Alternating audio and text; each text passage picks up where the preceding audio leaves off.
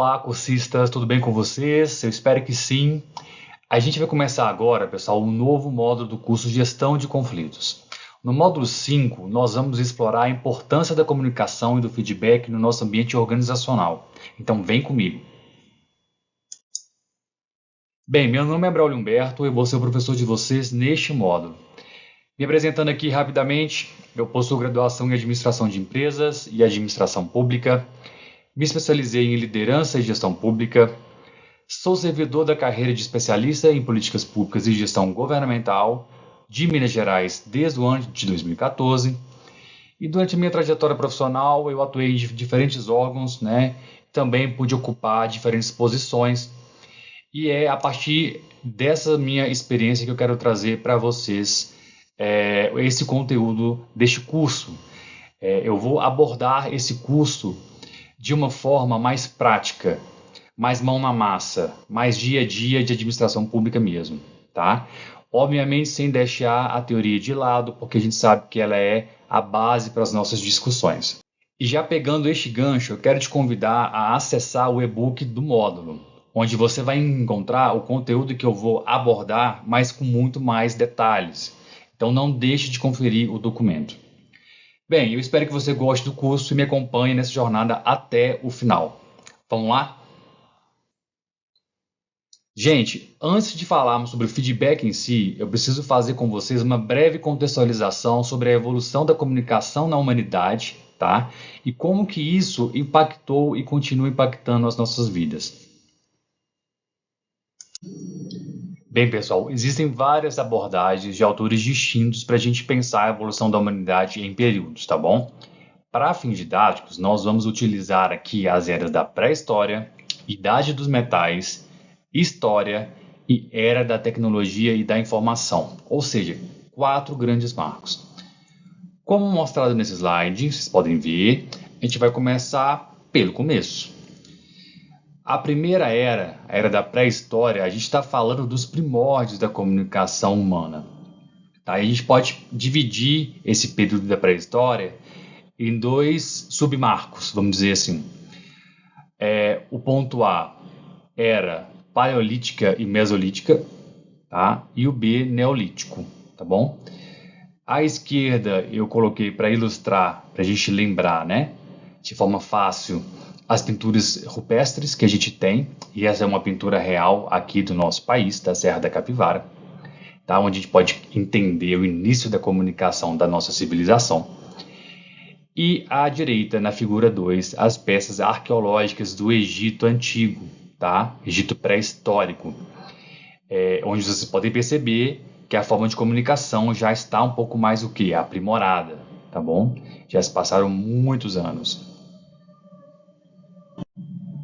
Bem, pessoal, a sociedade ela foi evoluindo, e se tornando mais complexa. Então, a gente chega agora na idade dos metais, tá? E aqui pelo slide vocês conseguem ver que começaram a surgir ferramentas mesmo importantes para a sobrevivência da humanidade, tá? Para poder plantar, para poder caçar e por aí vai, tá? E tudo isso baseado no uso dos metais. A gente está tratando de um período que foi de 5.000 anos antes de Cristo a 4.000 anos antes de Cristo, tá bom? Pessoal, a transição da pré-história para o período da história ocorreu no final da Idade dos Metais, ou seja, por volta dos anos 4.000 antes de Cristo, tá bom? E aí é no período da história em si que a gente consegue ver com mais evidência, com mais clareza, esse salto em termos de comunicação, em termos de forma de expressão humana na nossa sociedade. A gente está falando de um período onde a gente tem muita clareza dos eventos sendo registrados na forma escrita, tá? Principalmente, em primeiro lugar. Então, do lado esquerdo, eu coloquei uma ilustração onde mostra a invenção da imprensa no século XV. E depois da evolução, essa comunicação escrita passa para uma comunicação verbalizada, tá? O uso da voz. E aí surge no século XIX o rádio, que é um meio de comunicação extremamente expressivo até nos dias de hoje. E por fim, a gente chega à era da tecnologia e da informação. É a era que a gente vive hoje, pessoal. A era onde a gente tem o advento da internet, onde a comunicação ela é instantânea, onde a gente tem a quebra de barreiras de comunicação, né? Onde está todo mundo interligado. E eu gostei dessa figura porque ela mostra exatamente isso, né?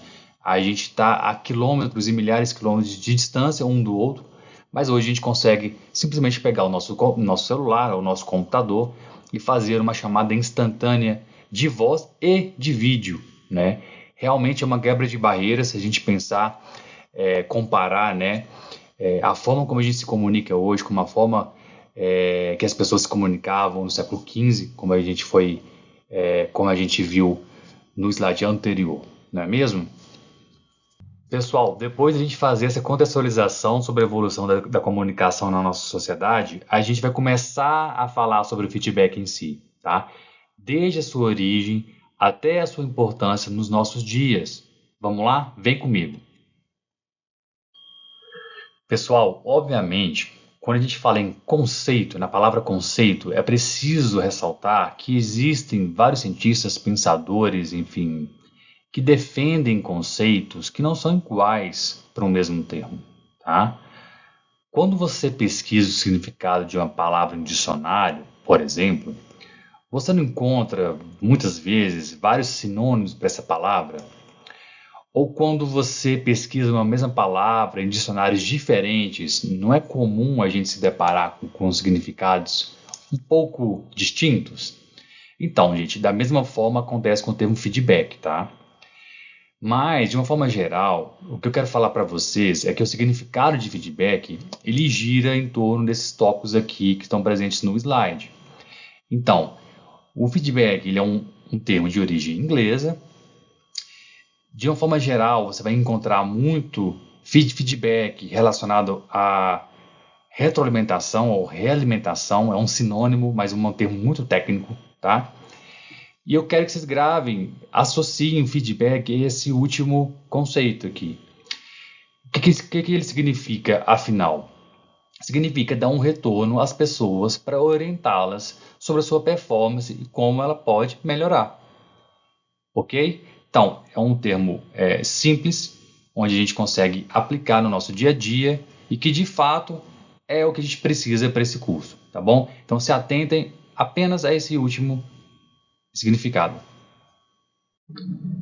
Como a gente viu no slide anterior, o feedback tem origem inglesa, mas ele nasce, na verdade, no contexto da Revolução Industrial, como uma solução para os problemas de combustíveis desperdiçados nas máquinas que eles utilizavam à época, tá, pessoal? Mas é só depois da Segunda Guerra Mundial que o feedback ele vai adquirir essa roupagem mais de negócios, de business, tá?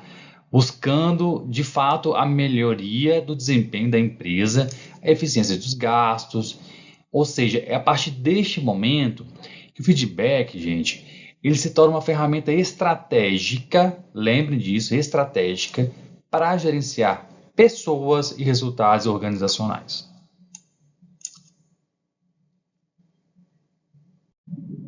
E essas são as referências que eu utilizei para montar essa apresentação para vocês, tá bom? Lembrando que vocês encontram essas referências e mais detalhes do conteúdo que a gente abordou aqui nessa aula no e-book. Então não deixe de conferir o documento.